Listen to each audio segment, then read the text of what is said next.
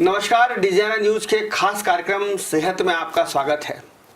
दर्शकों, आपको बहुत अच्छी तरह से याद होगा कि पिछली बार हमने इलेक्ट्रो होम्योपैथ और अगर मैं कहूँ कि हर्बल इलेक्ट्रो होम्योपैथ पर हमने एक कार्यक्रम किया था जिसमें हम डॉक्टर अजय हाडिया के साथ हमने चर्चा की थी और कैंसर के जो गंभीर रोगी हैं, 3rd और 4th स्टेज वाले, उन रोगियों को इलेक्ट्रो होम्योपैथ किस तरह से ठीक करता है, किस तरह से उनको हीलिंग करता है, इस तमाम मुद्दों पर हमने चर्चा की थी। आज हम उसी श्रृंखला को, उसी कड़ी को आगे बढ़ाना चाहते हैं और हमने अपने उस पिछले कार्यक्रम में बात की थी एनर्जी की, ऊर्जा की और इलाज की जो पैथी है हर्बल इलेक्ट्रो होम्योपैथ, उसके बारे में डॉक्टर अजय हाडिया साहब ने हमारे दर्शकों को समझाया था कि किस तरह से हर्बल से, फूलों के सत्व से, रस से और वनस्पति के सत्व से, रस से वे मनुष्य की ऊर्जा को बढ़ाते हैं, एनर्जी लेवल को बढ़ाते हैं और उस एनर्जी लेवल के जरिए गंभीर रोगी जो कैंसर के होते हैं उनको किस तरह से ठीक किया जाता है। इस विषय पर हमने बहुत विस्तार से चर्चा की थी, लेकिन आज हम इस विषय में एक नया संदर्भ जोड़कर लाए हैं, एक नया विषय जोड़कर लाए हैं और वो विषय है हमारी ऊर्जा चक्रों का। हमारी जो एनर्जी सर्कल्स हैं वो किस तरह से मनुष्य में काम करते हैं। आप सब जानते हैं, हम सब जानते हैं कि मनुष्य में 7 ऊर्जा चक्र होते हैं और ये ऊर्जा चक्र हमारे जीवन में, हमारे शारीरिक व्याधियों को दूर करने के लिए, हमारी मानसिक परेशानियों को दूर करने के लिए और हमारे संपूर्ण व्यक्तित्व को बखान करने के लिए, व्यक्त करने के लिए, संवारने और निखारने के लिए ये ऊर्जा चक्र कितने प्रभावी हैं, इस तमाम विषय पर चर्चा करने के लिए हमारे साथ एक युवा एक्सपर्ट जुड़ रहे हैं, डॉक्टर आशीष हाडिया। आप दोनों देवी अहिल्या कैंसर हॉस्पिटल से संबंध हैं। डॉक्टर अजय को आप जानते हैं, डॉक्टर अजय हाडिया डायरेक्टर हैं और आशीष जी जो हैं उप निदेशक यानी डिप्टी डायरेक्टर। आप दोनों का स्वागत है। नमस्कार डॉक्टर हाडिया साहब, उस कार्यक्रम की लोकप्रियता के बाद मैंने आपसे आग्रह किया था जैसे कि आप एक बार फिर से हमारे स्टूडियो में आए, क्योंकि हमें लगातार दर्शकों का ये फीडबैक मिला था, दर्शक इस बारे में जानना चाहते थे, बहुत सारे लोगों के सवाल थे जवाब कि ये आपकी जो हर्बल इलेक्ट्रो होम्योपैथी है ये किस तरह से काम करती है और किन किन बीमारियों में, क्योंकि उधर हमने सिर्फ कैंसर पे बात की थी, आपको याद होगा, तो वो दर्शक हमारे ये भी जानना चाहते थे कि क्या कैंसर के अलावा दूसरी बीमारियों में भी हर्बल इलेक्ट्रो होम्योपैथी कारगर है। जी बिल्कुल सर, आपने प्रश्न किया है। हमारे पास भी ऐसे बहुत सारे पेशेंट्स जो हमारा इंटरव्यू देखते हैं और जो बात करते हैं कि सर आप कैंसर का इलाज कर रहे हैं तो आप अन्य बीमारियों का इलाज भी कर सकते हैं क्या। तो निश्चित है कि मैंने आपको पहले ही बताया था कि electro homeopathy system of medicine जो है, जो इटालियन सिस्टम ऑफ मेडिसिन है और ये प्लांट बेस्ड मेडिसिन है। हम ये देखते हैं कि हमें बीमारी क्यों होती है।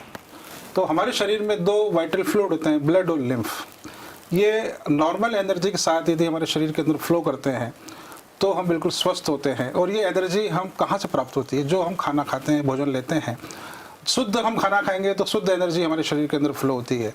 और यदि कुछ इसमें कुछ इम्प्योरिटीज़, कोई इन्फेक्शन या कोई ऐसी चीज़ आ जाती है तो ब्लड या लिम्फ दोनों में इम्प्योरिटीज़ हो जाती है तो हमें डिसीज़ होती है। अब इस डिसीज़ को ठीक करने के लिए हमारे काउंट सिजरमेटी ने 114 प्लांट्स इसमें लिए थे और उसका एक्सट्रैक्ट हम निकालते हैं। इसके पहले भी मैंने बताया था कि एक पैरासेल्सस नाम के एक वैज्ञानिक हुए हैं जिन्होंने 2 सिद्धांतों का प्रतिपादन किया था। एक कहा था लाइक क्योर लाइक, समानता से समानता का शयन होता है, जिसमें डॉक्टर सैमुअल हैनीमन ने होम्योपैथी की खोज की।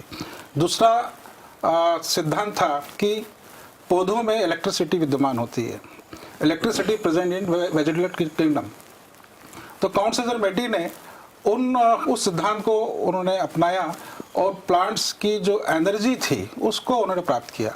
अब इसके लिए उन्होंने क्या किया कि प्लांट्स का एक्सट्रैक्ट निकाला फर्मेंटेशन मेथड से और उसके बाद उसको इतना प्यूरिफाई किया कि उसमें से अल्कलॉइड्स, केमिकल्स सब उसमें से निकाल लिए गए और उसमें उन्होंने एनर्जी प्राप्त की। और वो एनर्जी को हम मेडिसिन्स के रूप में हम लोगों ने इस्तेमाल किया। हमारी मेडिसिन्स जो होती है इलेक्ट्रोपैथी की, उसमें किसी प्रकार का कोई अल्कलॉइड्स, कोई केमिकल नहीं होता है, किसी प्रकार का कोई भी उसमें हानि नहीं है। मैं यहाँ पर आपसे ये जानना चाहूँगा, या चूंकि हमारे साथ आज डॉक्टर आशीष भी मौजूद हैं, हमारा सौभाग्य है कि वे युवा डॉक्टर हमारे साथ मौजूद हैं जो ऊर्जा चक्रों के बारे में, एनर्जी सर्कल्स के बारे में बात करते हैं। जिस तरह से आपने कहा कि हम एक एनर्जी लेवल को बढ़ाकर काम करते हैं, और ये जो हर्बल्स प्लांट की जो रस है या हम जिसको जीस्ट बोलते हैं, वो हमारी एनर्जी में विस्तार कर देते हैं, हमारी एनर्जी में वृद्धि कर देते हैं। तो जो आप साइंस को एनर्जी कॉन्सेप्ट पर आधारित बता रहे हैं, तो इसे कैसे प्रमाणित किया जाता है सामान्यतः डॉक्टर साहब? सर, जैसे एनर्जी की हम बात करते हैं कि एनर्जी क्या है, इट्स एन वाइब्रेशन। हर एक इंसान में, इंसान कहें चाहे प्लांट्स कहें, हर चीज़ के अंदर वाइब्रेशन होता है, और वाइब्रेशन ही एक फॉर्म है जिसको हम महसूस कर सकते हैं। अगर एक इंसान है, उसकी पल्स रेट चल रही है, वाइब्रेट कर रहा है, और उसी को हम काउंट करते हैं। उसी प्रकार से जब हम एनर्जी की बात करते हैं तो उसको हम अपने खुद, पहले एक तरीका ये है कि हम खुद उसे महसूस करें कि हमारे अंदर एनर्जी है, आई है या नहीं आई है, हम थके हुए महसूस कर रहे हैं, एनर्जेटिक महसूस कर रहे हैं। एक होता है हम खुद के अंदर महसूस करें उस एनर्जी को। दूसरा तरीका है सर, एक साइंटिफिक वे है जो हमने निकाला है, या एक सॉफ्टवेयर है, यूएस डेवलप सॉफ्टवेयर है, जिसको हम बायो इमेजिंग टेस्ट कहते हैं हमारे इसमें। मैं चाहूँगा कि आप यहाँ पर हमारे दर्शकों को प्रैक्टिकल करके बताएं। जी बिल्कुल सर। जैसे कि हम अभी एनर्जी की बेस की बात कर रहे हैं, एनर्जी हमारी मेडिसिन में किस प्रकार से होती है। बेसिकली एनर्जी तीन तरह की हमें जो मालूम है कि तीन प्रकार की एनर्जीज होती है: मिनरल एनर्जी, मैग्नेटिक एनर्जी और प्लांट्स एनर्जी। जो मिनरल एनर्जी है वो हमारे नग, बहुत से लोग अंगूठी पहनते हैं, चेन पहनते हैं।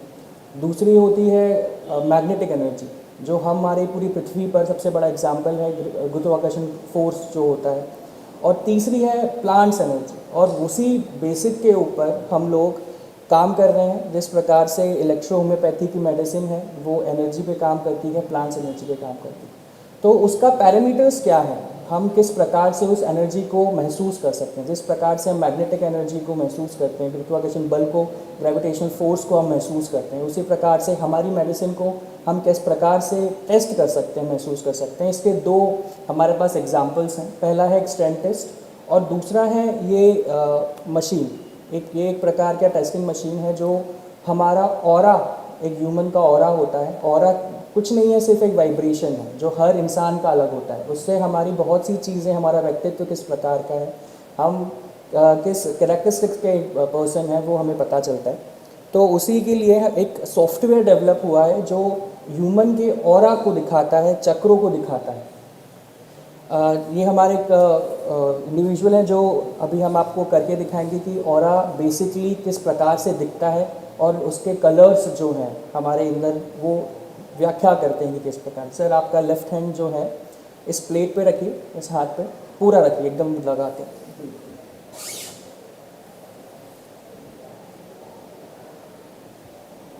हरे कैंटल को चलिए। तो ये जो ऑरा इनका दिख रहा है, अब आप जब इस पे जूम करेंगे, यहाँ मैं इसको दिखाना चाहूँगा।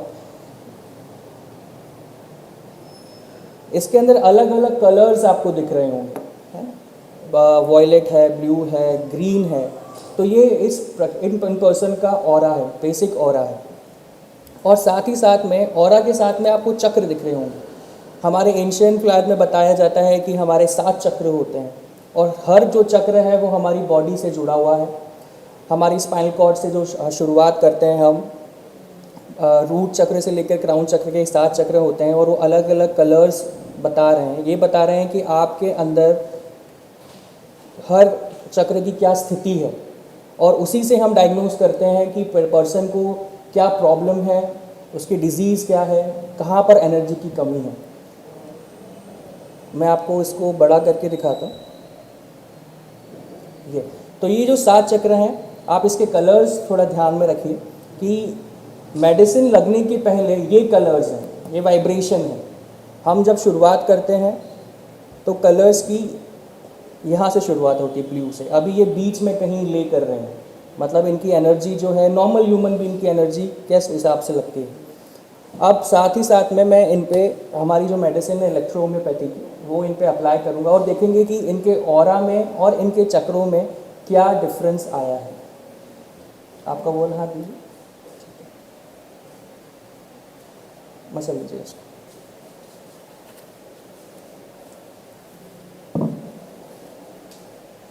अब वापस से रखिए। ये देखते हैं हम, जैसे ही मेडिसिन का एप्लीकेशन हुआ, इनका जो ऑरा ग्रीन और येलो के आसपास था वो एकदम से रेड हो गया है। मींस रेड हम माना जाता है कि एनर्जी, इतनी ज़्यादा एनर्जी इनके अंदर इनबिल्ट हो गई है। ये जो ऑरा है आगे बढ़ता ही जा रहा है। ये मेडिसिन का ही एनर्जी है, जो प्लांट की एनर्जी है वो इनके अंदर आई और इन्होंने अपना ऑरा चेंज कर दिया।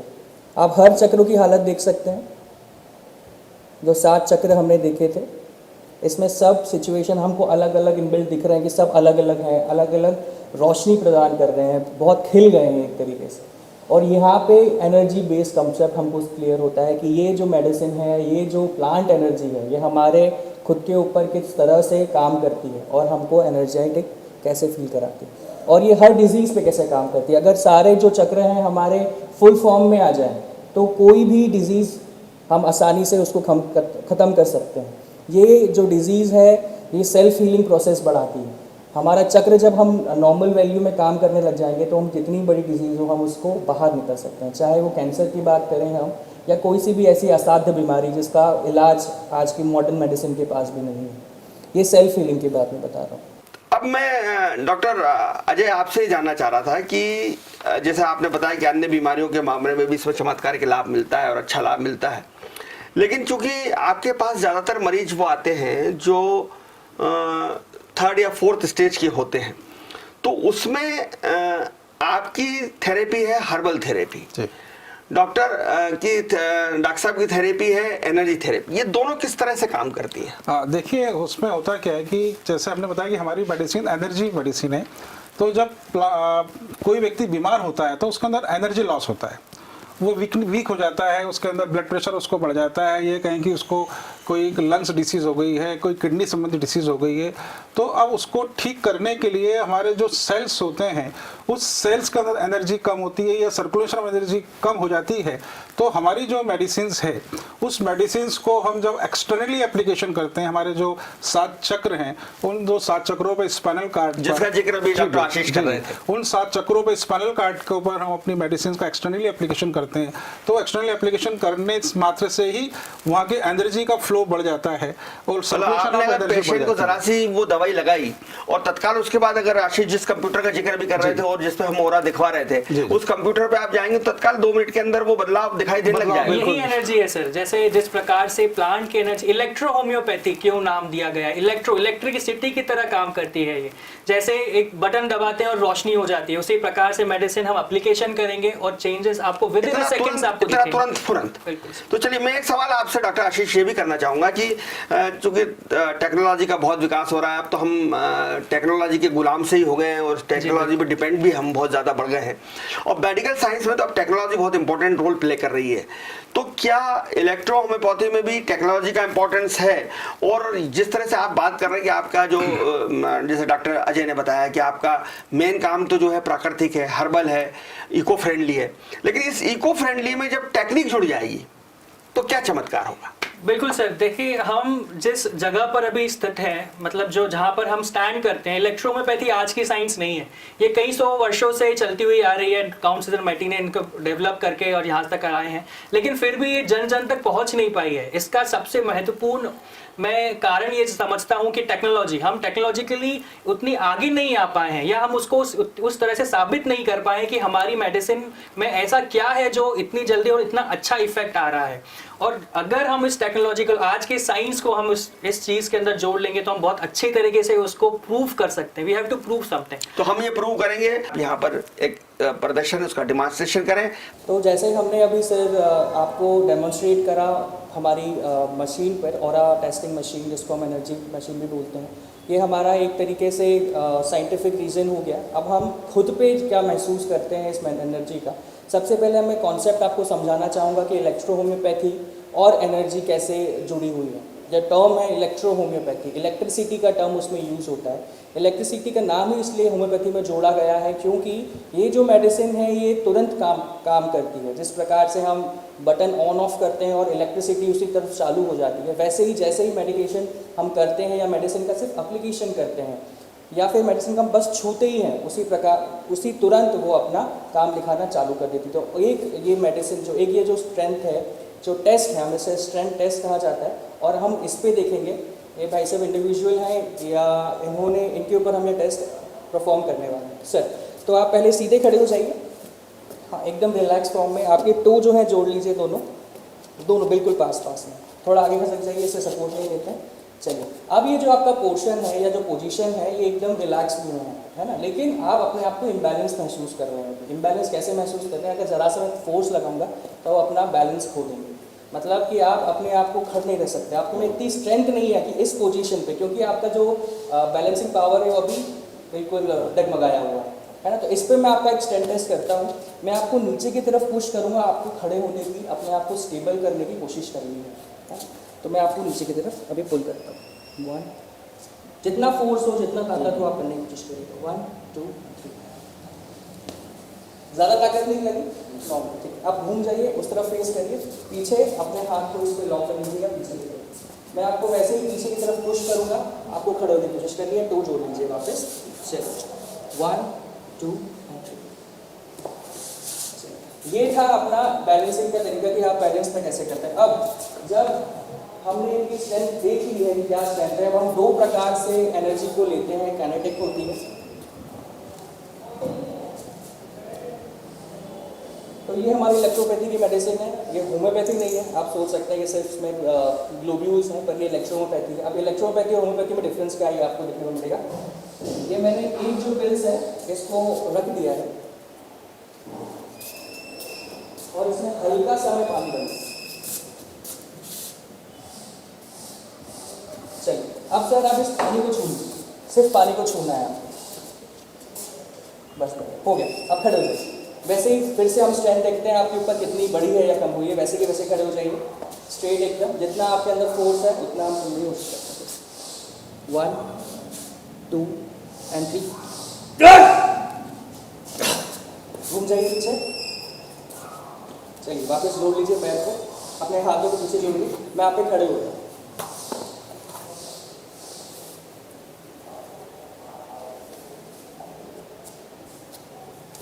तो ये देखिए सर कि जो इलेक्ट्रिसिटी है या जो एनर्जी है, पहले मैंने आपको ज़रा सा नीचे दिखाया था और आप अपना बैलेंस खो दिए थे, लेकिन अब दूसरी बार मैं आप पे खड़ा भी हो गया, फिर भी आप अपने आप को बैलेंस कर पा रहे हैं, क्योंकि ये एनर्जी जैसे ही आपने इसको छुआ, आपकी हर सेल्स, हर टिश्यू और हर मसल्स के अंदर 10 गुना ज़्यादा, मैं कहूँगा 100 गुना ज़्यादा पावर बढ़ गई और आप अपने आप को स्टेबल कर पा रहे हैं। तो ये एक डिफरेंस होता है किसी भी पर्टिकुलरली मेडिसिन का, एनर्जी बेस्ड मेडिसिन का।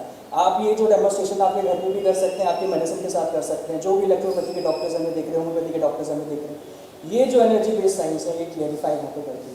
एक मेडिसिन हम और टेस्ट करते हैं, ये तो ग्लोब्यूल्स का हो गया। एक हम जल्दी से कर लेते हैं हमारी लिक्विड वाली मेडिसिन में। तो अब हम टेस्ट करते हैं हमारी लिक्विड मेडिसिन पे, वो ग्लोबुलर मेडिसिन की जो बॉडी के अंदर जाकर लेट काम करती है, जैसे ही वो पानी के संपर्क में आती है वो अपनी एनर्जी को सेपरेट करती है। उसी प्रकार से ये एप्लीकेशन की मेडिसिन होती है, हम बॉडी पे लगाते हैं, बहुत से पॉइंट्स होते हैं बॉडी के ऊपर, और वहाँ पर ही पर्टिकुलरली क्या इफेक्ट डालती है आज हम ये देखते हैं। तो सेम मैं वैसे ही इन पर स्ट्रेंथनेस हो रहा हूँ सर, प्लीज़ खड़े हो जाइए आप, तो को जोड़ लीजिए। चलिए, सामने देखेंगे, उसी प्रकार से मैं आपको नीचे करूँगा। 1 2 3। अब उधर वापस वैसे ही खड़े हो जाइए और अपने आप को थोड़ा संभालने की कोशिश करिए, बस। 1 2 and 3। मतलब अगर बॉडी स्ट्रक्चर या पोस्चर पे कोई फर्क नहीं पड़ता है, हमारा जो बैलेंसिंग की स्ट्रेंथ है वो सबकी एक जैसी होती है, भले वो कितना ही बलवान है, कितना ही कमजोर क्यों ना हो। अब ये मेडिसिन हम सेम इन पे अप्लाई करते हैं। आप हाथ बताइए, और वैसे तो ये पॉइंट्स पे लगाई जाती है, लेकिन सिर्फ एक एप्लीकेशन के तौर पे लगा लीजिए दोनों हाथों में से। अब ये चला गया है, उसी तुरंत मैं आपको वापस से वो स्ट्रेंथ टेस्ट दिखाता हूँ। कोई खड़े हो जाइए, अब फिर से 1 2 3। घूम जाइए पीछे। 1 2 and 3। बेसिक यही था, सेम कि एप्लीकेशन ऑफ मेडिसिन और एनर्जी जो पावर है, इस 2 सिद्धांतों से हम सिद्ध कर सकते हैं। बाकी जो मेन इसका हमारा कॉन्सेप्ट है, हमारे हॉस्पिटल है, जहाँ जितना भी पेशेंट्स हमारे पास क्रिटिकल केयर में आते हैं, चाहे कैंसर के किसी भी स्टेज के हों या किसी भी कॉम्प्लिकेशन के साथ में आते हैं, तुरंत इसी प्रभाव से, ये तो हेल्दी पर्सन पे हमने इसको करा, अगर यही चीज़ हम पेशेंट्स पे करते हैं जो क्रिटिकल इल है, इम्यूनिटी बहुत ज़्यादा कम है या वाइटलिटी बहुत ज़्यादा कम है, उन्हीं पे भी हमें इस तरह का ही रिस्पॉन्स मिलता है।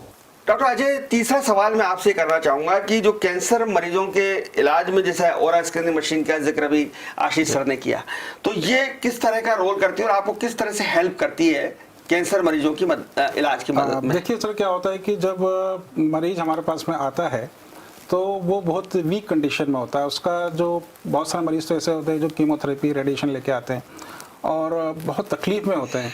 हम उस समय हम उनके 7 चक्रों का यदि हम एनालिसिस करते हैं तो हम देखते हैं कि उनके चक्रों में हम कहते हैं कि हमारे शरीर में 7 चक्र होते हैं, 7 कलर्स होते हैं। वैसे हमारे विबग्योर्स, हमारा सनरेज है, इसमें 7 कलर होते हैं और यही 7 कलर हमारे प्लांट्स होते हैं। हम जो वेजिटेबल्स, फ्रूट्स हम जो खाते हैं वो सभी सनरेज के द्वारा वो सब कलर्स उसके अंदर आते हैं। और नेचुरल जो ये कहते हैं ना, हमारी मेडिसिन प्राकृतिक है, तो प्राकृतिक रूप से सब गुण उसके अंदर आ जाते हैं।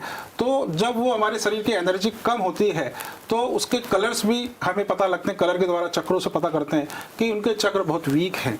तो हम हमारी इलेक्ट्रोपैथी मेडिसिन से हम जब वहाँ पे एक्सटर्नली एप्लीकेशन करते हैं, साथ में इंटरनली हम उनको खाने के लिए भी देते हैं, तो हम देखते हैं कि हमारा पेशेंट 24 घंटे, 48 घंटे, 72 घंटे में धीरे धीरे उसके अंदर एनर्जी बढ़ती जाती है और पेशेंट की फीलिंग बहुत अच्छी होती जाती है। तो जो साइड इफेक्ट्स की बात करते हैं कैंसर के, चूंकि मेरे परिवार में भी कैंसर के मरीज रहे हैं और मैंने और भी नज़दीक अपने मित्रों को, अपने रिश्तेदारों को देखा है, कीमो करा लें, सर्जरी करा लें या रेडिएशन, एक तरह से उनको तोड़ के रख देता है। जी बिल्कुल, बहुत ज़्यादा साइड इफेक्ट्स हैं। ठीक है, कैंसर से बचना है तो ये झेलना पड़ेगा, वो भी मानसिक रूप से परिवार तैयार रहता है, पेशेंट खुद तैयार रहता है, कीमो भी कराता है, सर्जरी भी कराता है, कई बार गाल निकाल के फेंक देते हैं, कई बार जवान काट कर फेंक देते हैं, कई बार सड़ा गला अंग निकाल देते हैं, उसके बाद रेडिएशन देते हैं, बाल उड़ जाते हैं, चेहरा काला पड़ जाता है, बहुत कमजोरी आ जाती है। क्या हर्बल इलेक्ट्रो होम्योपैथी के भी साइड इफेक्ट्स हैं? नहीं सर, बिल्कुल साइड इफेक्ट नहीं है, क्योंकि हम जो मेडिसिन हमारे यूज़ कर रहे हैं, मैंने आपको बताया कि हमारी मेडिसिन में केवल एनर्जी है। उसके जितने भी कुछ प्लांट्स के अंदर जो भी अल्कलाइड्स होते हैं, केमिकल्स होते हैं, उसको हम इतना प्यूरिफाई करते हैं कि उसमें केवल एनर्जी बचती है और उसके साइड इफेक्ट जो चीज़ें होती हैं, पॉइजन सब्जेक्ट्स होते हैं, वो हम पहले ही उसको निकाल चुके होते हैं। तो हमारी मेडिसिन में यदि 1 साल के बच्चे को भी दे दी जाएगी तो भी उससे कोई नुकसान नहीं होगा। तो इसलिए हमारी मेडिसिन तुरंत इफेक्टिव होती है और इसके अलावा कोई भी साइड इफेक्ट नहीं है। आपके हॉस्पिटल में, आप चूंकि दोनों डायरेक्टर बैठे हैं, मैं आपसे जानना चाहूँगा डॉक्टर अजय हाडिया साहब कि आपके हॉस्पिटल में कैंसर बहुत प्रकार के होते हैं। गले का कैंसर है, श्वास नली का कैंसर है, आहार नली का कैंसर है, पेट का है, लीवर का है, प्रोस्टेट का है, दिमाग का है। कैंसर का भरोसा नहीं कहाँ हो जाए। तो कितने प्रकार के कैंसर का इलाज होता है और किस उम्र के लोगों का कैंसर का इलाज होता है? देखिए, कैंसर जब हमारे शरीर के अंदर जब प्रवेश करता है तो जब वो किसी भी रूप में, नोड्स के रूप में, लीजन के रूप में आता है, तो हमारा मानना होता है कि पूरे शरीर में ही कैंसर आ गया है, क्योंकि ब्लड और लिम्फ का सर्कुलेशन तो पूरे शरीर में 24 घंटे चल रहा है, तो कैंसर पूरे शरीर में आ गया है। परंतु सबसे वीक जो पार्ट होता है वहाँ पे हमें नोड्स के रूप में, लीजन के रूप में वो दिखता है और हम जैसे ही उसको वहाँ पर हम उसकी बायोप्सी लेते हैं, वैसे ही वो अन्य लिम्फ नोड्स के अंदर वो पहुँच जाता है और कैंसर मेटास्टेटिस का रूप ले लेता है। आपका लॉजिक ये है कि अगर कैंसर है तो उसकी बायोप्सी या उसको कट नहीं लगना चाहिए। हम नहीं कराएंगे तो पेशेंट ज़्यादा समय तक सर्वाइव कर सकता है। हमारे पास ऐसे मरीज भी आते हैं जो कैंसर के भय से ये बोलते हैं कि नहीं साहब, हम इसकी जांच करा लें, कुछ हो जाएगा। तो ऐसे मरीज 3-3, 4-4, 5-5 साल तक बिना कैंसर के इलाज के वो निकाल चुके होते हैं, कम तकलीफ में। और उसी स्तर के अंदर यदि अन्य जो मरीज हैं जो सर्जरी करा लेते हैं, कीमोथेरेपी करा लेते हैं, तो वो 2 साल भी उनका जीना मुश्किल हो जाता है। परंतु वो बिना सर्जरी, बिना कीमोथेरेपी, बिना रेडिएशन के, बिना इलाज कराए वो 4 साल 5 साल तक सर्वाइव कर। कैंसर मरीज को कितने साल तक, कितने समय तक आपका ट्रीटमेंट लेना जरूरी? देखिए, हम बोलते हैं कि हमारे पास जो भी मरीज आते हैं, हम उनको ये कहते हैं कि वो 6 महीने से 8 महीने में यदि हमारा ट्रीटमेंट ले लेंगे तो हमारा ये मानना है कि कैंसर के 70-80% मरीज ठीक हो जाते हैं। अभी हाल ही में एक पेशेंट हमारे पास आए थे जिसको नेजोफेरिंक्स में कैंसर था, नाक के अंदर उनको ट्यूमर बन गए थे और रेडिएशन लिया, कीमोथेरेपी लिया, और वो लेडी बता रही थी पिछले 6 महीने तक उसने मुंह से सांस ली और इसके बाद उसको ब्रेन में मेटास्टेटिस हो गया और इसके बाद में उसको मॉर्फिन खाना पड़ रही थी। वो जब हमारे पास आए, उन्होंने 1 अगस्त को उन्होंने MRI कराया था जिसमें ब्रेन में मेटास्टेटिस बताया। 25 तारीख को उन्होंने फिर MRI कराया तो ब्रेन का मेटास्टेटिस का ठीक हो गया। मतलब ये भी 8 दिन पहले की बात है। कि उसका कैंसर ठीक हो गया, तो उसके हस्बैंड इतना प्रसन्न हुए कि सर मेरी वाइफ का कैंसर तो ठीक हो गया, और उन्होंने मुझे रिपोर्ट भेजी, और इस समय वो जो पेशेंट है बिल्कुल बढ़िया है। डॉक्टर आशीष, मैं आपसे जानना चाहता हूँ कि चूंकि आप तो पूरा बेसिक काम आपका एनर्जी का है और आप एनर्जी पर काम करते हैं, लेकिन फिर भी जो कैंसर के पेशेंट होते हैं बहुत डिप्रेस होते हैं, अवसाद में होते हैं, डरे हुए होते हैं, घबराए हुए होते हैं, तो इनके लिए कुछ काउंसलिंग वगैरह भी आप करते हैं? बिल्कुल सर, देखिए ये हमारा एक पैकेज टाइप होता है, क्योंकि ये एनर्जी साइंस है, एनर्जी साइंस इलेक्ट्रोपैथी साइंस है। इसके अंदर एक बहुत इंपॉर्टेंट रोल होता है कि हम उसको काउंसलिंग करें पेशेंट को, पेशेंट के साथ साथ में उसके अटेंडर जो उसके साथ में उसका परिवार आया है। अगर कोई भी बीमार पेशेंट है, जो कोई भी बीमार हो, शायद कोई भी हो, कोई भी बीमारी हो उसको, अगर हम उसका मनोबल बढ़ा दें और उसको उसकी जीने की एक राह दिखा दे, एक शक्ति दे दें, और यही दवाई भी करती है, एनर्जी बढ़ा देती है, उसके अंदर उसके जो भी कॉम्प्लिकेशंस है उसको 90-70% तक कम कर देती है। तो जब हमें राहत मिल जाएगी, हम पेशेंट को ही आराम दे देंगे, उसको कॉम्प्लिकेशंस वैसे होंगे ही नहीं। सबसे बड़ी चीज़ है दर्द, अगर हम दर्द ही उसका ख़त्म कर दें तो एक जीने की इच्छा उसमें और उत्पन्न हो जाती है। और साथ ही साथ में उसकी काउंसलिंग, अगर हम उसे समझाएं, डरते हम किससे हैं? हम डरते हैं सुई से, हम डरते हैं ऑपरेशन से, हम डरते हैं उस भयंकर कीमोथेरेपी से जो हमें और दिन पे दिन कमज़ोर और नुकसान बना रही है। लेकिन जो ये हमारी दवाइयाँ हैं, ये सिर्फ और सिर्फ पानी की तरह होती हैं, एनर्जी की तरह होती है, जो हमारे शरीर में जाते से ही हमारी एनर्जी को बढ़ा रही है, अब साथ ही साथ में ऑक्सीजन की सप्लाई को बढ़ा रही है। तो ये जितनी भी कॉम्प्लिकेशंस है इसको 90 से 100% तक कम कर देती है। और काउंसलिंग, उसको धैर्य देना, उसको और प्रोत्साहित करना, तो ये एक काम बहुत इंपॉर्टेंट ये भी हो जाता है। क्या आप कैंसर मरीजों को अपनी दिनचर्या में कोई बदलाव लाने की सलाह देते हैं? सर, हम सिर्फ कैंसर मरीजों को नहीं, हम जितने भी लोग हैं उनको हम ये सजेस्ट बिल्कुल करना चाहेंगे कि आपको अपनी दिनचर्या को बिल्कुल चेंज करना बहुत ज़रूरी है। जो आजकल का मॉडर्नाइज ज़माना हो गया है, हम पैक्ड फूड खाना ज़्यादा पसंद करते हैं, हम लोग एक्सरसाइज उतनी नहीं कर पाते हैं, हम लोग जो वैसे खाने खा रहे हैं जो जिसमें ज़्यादातर पेस्टिसाइड्स मिला हुआ है, तो वो चीज़ें सबसे ज़्यादा हमारा खान पान बदलने की जरूरत है। केमिकल्स, हमारा खान पान, डॉक्टर अजय हांडिया, खान पान क्या बदलाव करना चाहिए? आशीष जी ने बहुत अच्छा जिक्र किया कि हमें फास्ट फूड, पैक्ड फूड और पेस्टिसाइड वाला जो रासायनिक खाद वाला जो हमारा है, यानी जैविक भोजन पे हमको जाना चाहिए। अब चूंकि आपका पूरा फील्ड जो है वो प्रकृति से जुड़ा हुआ है, नेचर से जुड़ा हुआ है, आप वृक्षों की बात कर रहे हैं, आप फलों की, फूलों की और कलर्स की बात कर रहे हैं, हमारे खान पान में हम कैसे बदलाव लाएं? देखिए सर, सबसे बड़ा जो महत्वपूर्ण रोल है वो खान पान का ही है। अभी हम लोगों ने एक नया डाइट प्लान किया है कि हमारे जो भी मरीज हैं या हम जनरल जो भी व्यक्ति हैं, हम जैसे बोलते हैं कि हमारा वेट बढ़ा हुआ है या हमें ब्लड प्रेशर बढ़ा हुआ है, डायबिटीज़ हमें हो रही है, तो डॉक्टर बोलते हैं कि मीठा मैं नहीं खाइए डायबिटीज़ के अंदर। हम ये बोलते हैं कि ऐसे पेशेंट जिनको डायबिटीज़ है, ब्लड प्रेशर है या अन्य बहुत सब प्रकार की बीमारियां हैं, ऐसे मरीजों को सुबह 7 बजे से 12 बजे के बीच में अपना जो भी बॉडी वेट है उससे 10%, यदि बॉडी वेट आपका 60 किलो है तो आपको 600 ग्राम आपको फ्रूट्स खाने हैं, 4 प्रकार के फ्रूट्स खाने हैं। उसमें आप केला भी खा सकते हैं, उसमें पपीता भी ले सकते हैं, अंगूर भी ले सकते हैं, अनार भी ले सकते हैं, आप चाहे तो आम भी खा सकते हैं। मीठे में कोई परहेज नहीं है।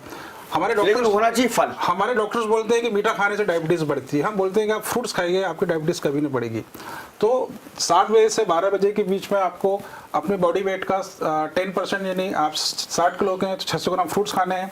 12 से 1 के बीच के अंदर आपको बॉडी वेट का 5% यानी 300 ग्राम आपको वेजिटेबल्स खानी है, जैसे आपका पपीता है या ककड़ी, खीरा है, टमाटर है या अन्य वेजिटेबल्स है, मूली है, सलाद, कचूमर है, या फिर ये जो घर की सब्जियां बनती है, गोभी है और अन्य सभी सब्जी, ये आप खा सकते हैं। और इसके बाकी का जो भूख है वो आप खाना खाइए और शाम 7 बजे तक आपको नॉर्मल आप जो खाना आपकी पसंद का है आप वो खाएं। शाम 7 बजे से लेकर सुबह 7 बजे तक आप बिल्कुल कुछ भी ना खाएं, केवल आप पानी पी सकते हैं 7 बजे से सुबह 7 बजे तक। और आप कोशिश करें कि पूरे 1 सप्ताह के अंदर यदि आप 24 घंटे का उपवास कर लें, कुछ नहीं खाएं उस दिन, तो आपको कितनी भी गंभीर बीमारी होगी, आप यदि ब्लड प्रेशर का मरीज होंगे या डायबिटीज़ के होंगे, आप 3 महीने के अंदर आप इन सब बीमारियों से 80-90% तक बाहर। डॉक्टर साहब, तो सर मैं ये बात भी जानना चाहता हूँ, बहुत अच्छी बातें इलेक्ट्रो होम्योपैथ के बारे में हमको मालूम पड़ रही है, लेकिन देश और दुनिया में इसकी प्रचार प्रसार करना है। आपने भी बताया, आशीष जी ने भी आपने बताया कि ये विदेश से आई हुई पद्धति है, इसकी ट्रेनिंग हुई है, लेकिन भारत में बहुत कम लोग इसको जानते हैं। क्योंकि आप इतना बड़ा संस्थान चलाते हैं, आपका कॉलेज भी है, आप बच्चों को पढ़ा भी रहे हैं, इसके प्रचार प्रसार के लिए आप क्या कर रहे हैं? झारखंड बिहार में तो काफी प्रचार प्रसार होता है इसका। क्या है कि अभी तक हम कहेंगे कि सरकारी तरफ से जो एक सहायता मिलती है वो नहीं मिल पाती है, तो इस कारण से हमें संसाधन हमें खुद स्वयं को ही हमें जुटाने होते हैं, और इस कारण से इसका एक जो इसका एजुकेशन का, ये सब चीज़ों का पैरामीटर्स है वो एक बन नहीं पा रहा है। गवर्नमेंट ऑफ इंडिया ने इसके लिए भी एक आईडीसी कमेटी का गठन भी किया हुआ है, और हमें ऐसा लगता है कि आने वाले 6 महीने से 1 साल के अंदर गवर्नमेंट ऑफ इंडिया इसके लिए एक रूल्स रेगुलेशन फ्रेम करने वाली है, और यदि जब हो जाएगा तो फिर इसका प्रॉपर तरीके से इसका इम्प्लीमेंटेशन भी हो जाएगा। डॉक्टर साहब, ये कैंसर का नाम आते से मन में एक डर बैठ जाता है, अरे उसको तो मतलब मुझे भी बीच में यहाँ गठान हो गई थी, तो जब तक उसका निराकरण नहीं हो गया मुझे लगता था, और मेरे घर वाले और मेरी माँ और मेरी वाइफ भी कहती थी कहीं आपको भगवान ना करे कैंसर तो नहीं है, जरा चेक करा लो। दोस्त यार भी कहते थे कि यार देखना यार कि कैंसर तो नहीं है। ये डर वास्तव में इतना डरावना कैंसर है या ये डर बैठा हुआ है? सर देखिए क्या होता है कि कैंसर के जो भ्रांतियाँ फैली हुई हैं कैंसर के बारे के अंदर, तो इसलिए हम देखते हैं कि हमारे जो बहुत सारे ऐसे मरीज हमारे पास में आते हैं जिनको कोई नोट्स होती है या कोई चीज़ें होती है, तो वो उसको छुपा के रखते हैं, बताते ही नहीं है, ताकि हम बता देंगे तो उसकी जांच करना पड़ेगी, जांच करना पड़ेगी तो फिर उसका इलाज करना पड़ेगा। तो ये तो भ्रांतियाँ होते हैं, और एक भय भी है।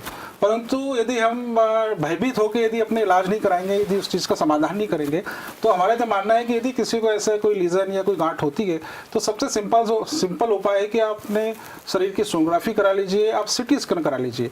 उसके अंदर यदि कैंसरस कोई चीज़ होगी तो आपको 99% पता लग जाती है, और नहीं है तो आपको बायोप्सी मत कराइए। हम बोलते हैं कि बायोप्सी कराते हैं तो वो डिसीज आगे और लगा ब्लड बाहर हुआ है तो वो आपको नुकसान फैल जाती है, तो हम उसके द्वारा पता लगा सकते हैं और फिर उसका निदान भी हम कर सकते हैं। सर, जो लोग बहुत सारी जगह पे इलाज करा चुके हैं, बड़े बड़े कैंसर सेंटर हैं देश भर में चल रहे हैं, मुंबई में चल रहे हैं, वहाँ से आदमी इलाज करा कर आया और हताश हो चुका है, क्या उसको आप ऐसी सलाह देंगे कि एक बार आपसे मिले और आपके संपर्क में आए और इस सुविधा को अपनाए? जी बिल्कुल, हमारे पास देश के बड़े विभिन्न शहरों से, बड़े अस्पतालों से रिटर्न केस भी आ रहे हैं, और हम यही हमारे मरीजों को हम सलाह देते हैं कि यदि वो हमारी बात यदि सुन रहे हैं तो ज़रूर एक बार हमारे पास आना चाहिए, और हमारा इलाज आप लेंगे तो आपको उसमें बिल्कुल भी निराशा नहीं होगी, और यहाँ से आप स्वस्थ होकर यहाँ से जाएंगे। बहुत धन्यवाद डॉक्टर अजय हाडिया जी, बहुत धन्यवाद डॉक्टर आशीष हाडिया जी, आप दोनों का इस तमाम महत्वपूर्ण जानकारी के लिए। और मैं भी यही आपसे कहना चाहूँगा कि अगर आपको ज़रा सा भी ये लगता है कि आपको कैंसर की आशंका हो सकती है, गठान बन रही है या कोई दूसरे चेंजेस आपके शरीर में आ रहे हैं, तो आप निश्चित रूप से उसकी सोनोग्राफी कराएं, सिटी स्कैन कराएं। वरिष्ठ चिकित्सकों के साथ साथ डॉक्टर अजय हाडिया के अस्पताल में जाकर भी इनकी भी सलाह लें, और ये जो विधा है इलेक्ट्रो होम्योपैथ, इसको भी आजमा कर देखें। और ये बात सही है, हमारे बड़े वैज्ञानिक भी कहते रहे हैं, और हमारे दार्शनिक फिलासफर और हमारे साधु संत भी ये कहते रहे हैं कि हमारे जो शरीर में जो आज्ञा चक्र हैं, या जिनको हम ऊर्जा चक्र बोलते हैं, ये बहुत महत्वपूर्ण होते हैं। और पहले के ज़माने में जब हमारे यहाँ सनातन युग था और महात्मा जड़ी बूटियों से जब इलाज किया करते थे, तो उस दौरान वो हमारे ऊर्जा चक्रों को नियंत्रित करके ही न केवल हमारे स्वास्थ्य को ठीक किया करते थे, बल्कि हमारी मनोवृत्ति, हमारी मानसिकता और हमारे सोच और आचार विचार को भी इन ऊर्जा चक्रों के जरिए बदल दिया करते थे। तो ये एक विज्ञान है, कोई अंधविश्वास नहीं है, कोई पुरानी बातें नहीं है कि जो लिखी हुई हैं, ये विज्ञान द्वारा प्रूव बातें हैं, जो आशीष हाडिया साहब ने अभी कंप्यूटर के जरिए आप सबको समझाने की कोशिश कीजिए। तो कैंसर से के प्रति जागरूक रहिए, डरिए मत।